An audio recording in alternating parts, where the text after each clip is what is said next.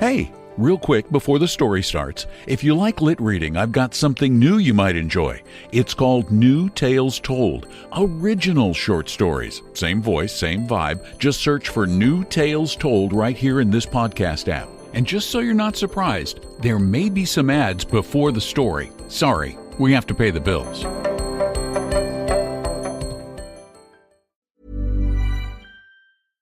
This episode is brought to you by Progressive Insurance. Do you ever think about switching insurance companies to see if you could save some cash? Progressive makes it easy to see if you could save when you bundle your home and auto policies. Try it at Progressive.com. Progressive Casualty Insurance Company and Affiliates. Potential savings will vary. Not available in all states. Mom, Dad, I'm not throwing shade, but the whole New Year's resolution thing, kind of slipping, no offense. Anyway, my best friend Jenny's dad, crushing it. He uses Blue Apron. He says he ordered one-pan assemble and bake meals and these things called meal kits. They're all super easy to make. He keeps yelling, protein and fiber, baby. Also, the food, we tried it. So good. So maybe check it out or whatever. Blue Apron. Get 50% off your first 2 orders plus free shipping with code LISTEN50. Terms and conditions apply. Visit blueapron.com/terms for more.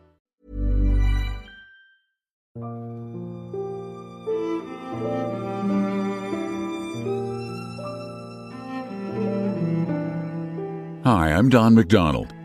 Our next story is about longing and appearances and what can happen when you want more than life has given you. It's short, it's elegant, and it's quietly devastating. Here is The Necklace by Guy de Maupassant.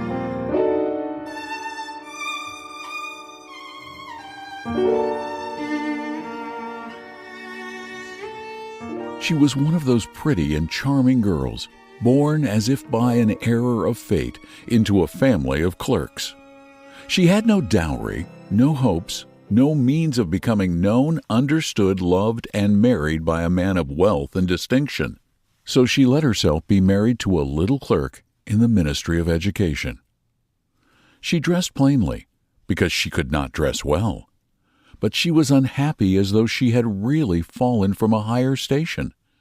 For women have no caste nor rank. Beauty, grace, and charm take the place of birth and family.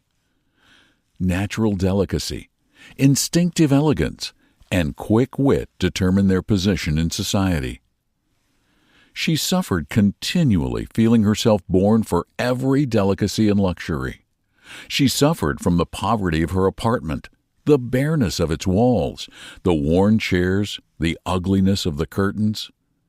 All these things, of which another woman of her rank would never even have been conscious, tortured her and made her angry. The sight of the little Breton servant who did her humble household aroused in her bitter regrets and wild dreams.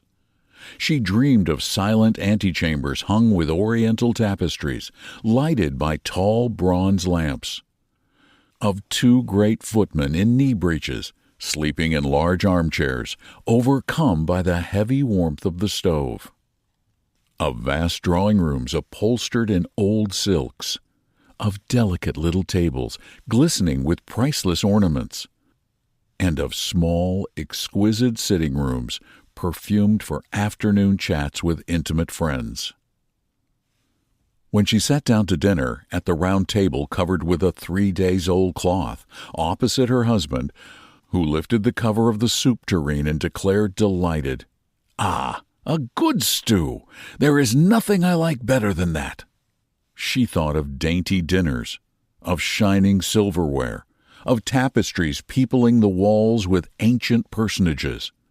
She thought of delicious dishes served on marvelous plates, of whispered gallantries listened to with a sphinx-like smile.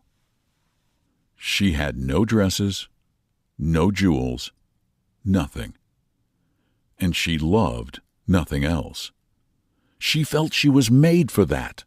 She would have liked so much to please, to be envied, to be charming, to be sought after.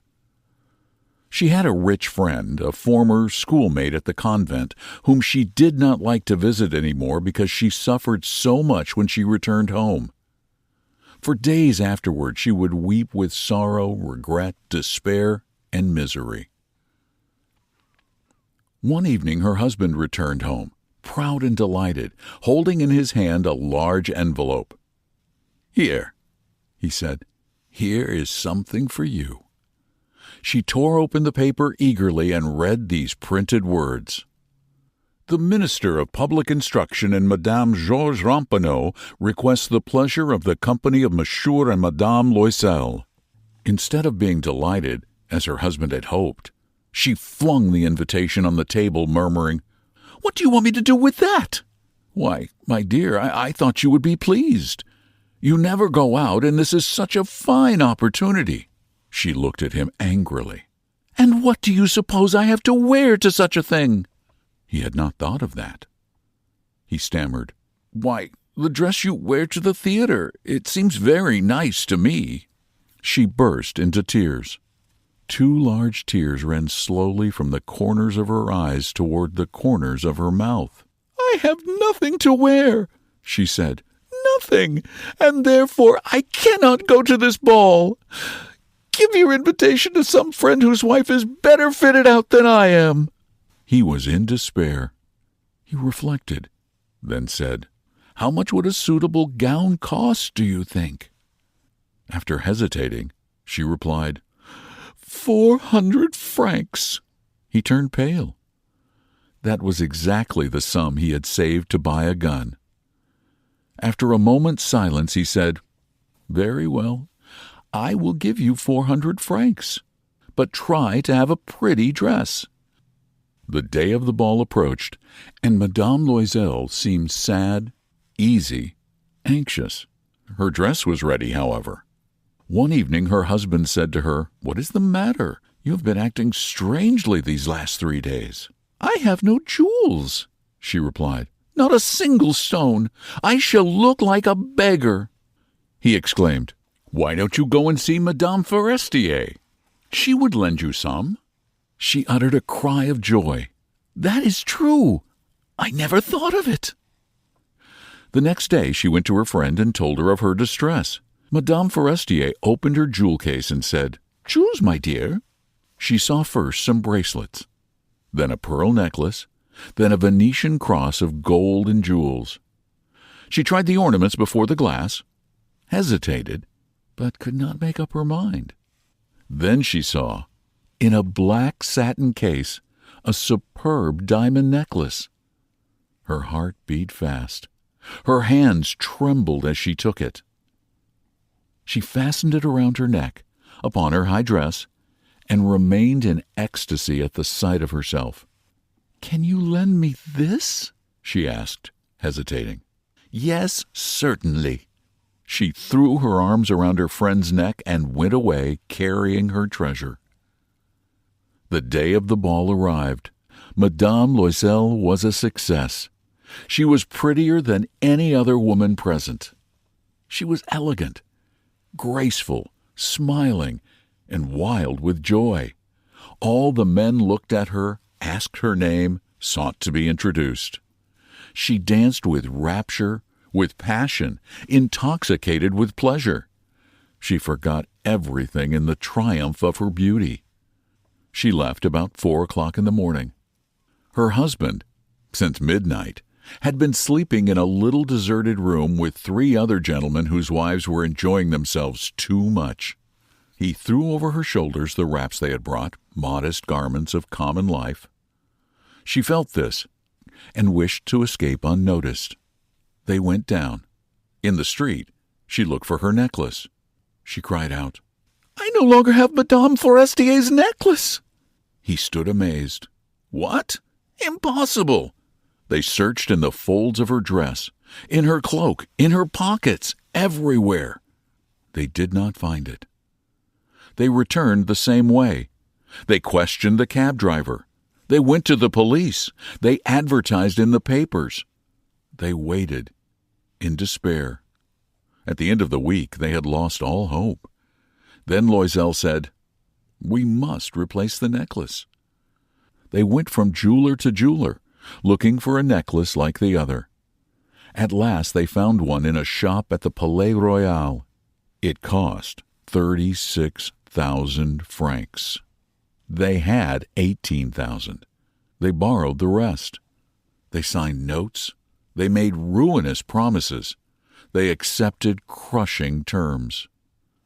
Madame Loisel knew the horrible life of the needy. She learned the heavy care of a household. She washed dishes. She carried water. She took down the garbage. She grew coarse. She grew old. She became strong, hard, and rough. After 10 years, they had paid everything. One day she met Madame Forestier walking down the Champs-Élysées.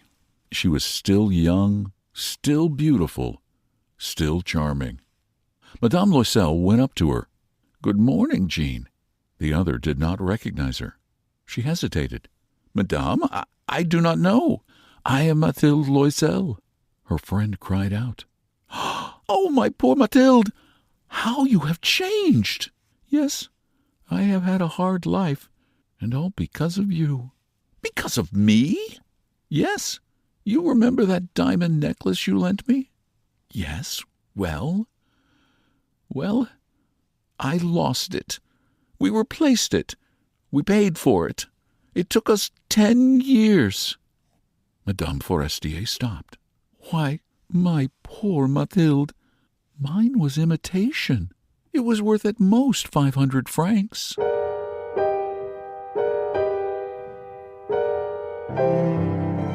Guy de Maupassant helped shape the modern short story with precision, insight, and emotional honesty. The Necklace is one of his most lasting achievements. If you like these stories, ShortStoryVerses.com is home to a growing universe of narrated classics, original stories, speculative fiction, romance, and mystery. One place, many stories. ShortStoryVerses.com. Thanks for listening. I'm Don McDonald.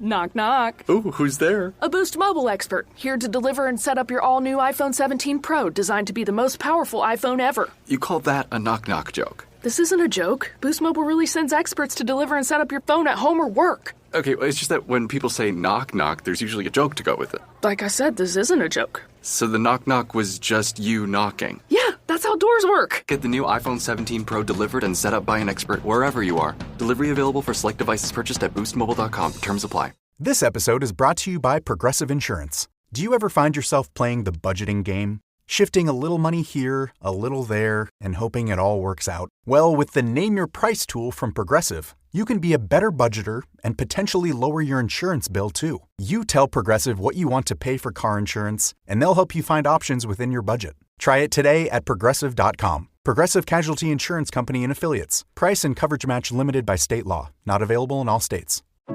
What does it mean to live a rich life? It means brave first leaps, tearful goodbyes, and everything in between. With over 100 years' experience navigating the ups and downs of the market and of life, your Edward Jones financial advisor will be there to help you move ahead with confidence. Because with all you've done to find your rich, we'll do all we can to help you keep enjoying it. Edward Jones, member SIPC.